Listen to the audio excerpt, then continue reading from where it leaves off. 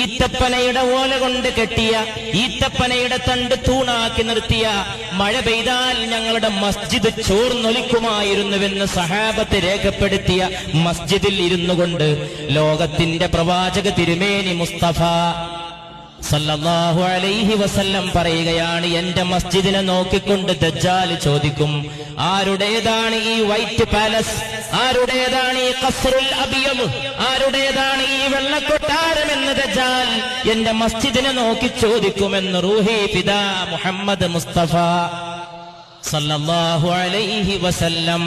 കൊല്ലങ്ങൾ കഴിഞ്ഞാൽ തന്റെ മസ്ജിദ് ഒരു കൊട്ടാരമായി മാറുമെന്ന്, അതിന്റെ നിർമ്മാണത്തിന് ലക്ഷോപലക്ഷം ഡോളർ ചെലവഴിക്കപ്പെടുമെന്ന്, അതിന് AC നിർവഹിക്കപ്പെടാൻ കിലോമീറ്ററുകൾക്കപ്പുറത്ത് എയർ കണ്ടീഷൻ പ്ലാന്റ് നിർമ്മിക്കപ്പെടുമെന്ന്, അതിനകത്തൊരൊന്നാന്തരം ഗ്രന്ഥശാല പ്രവർത്തനം ആരംഭിക്കുമെന്ന്, അതിന്റെ ചോട്ടിൽ ആയിരക്കണക്കിന് വാഹനങ്ങൾ പാർക്ക് ചെയ്യുന്ന സൗകര്യങ്ങൾ നിർമ്മിക്കപ്പെടുമെന്ന്,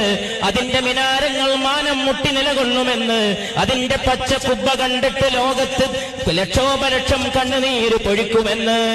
1500 വർഷങ്ങൾക്ക് മുമ്പ് അവിടുന്ന് ദീർഘദർശനം ചെയ്തു സല്ലല്ലാഹു അലൈഹി വസല്ലം.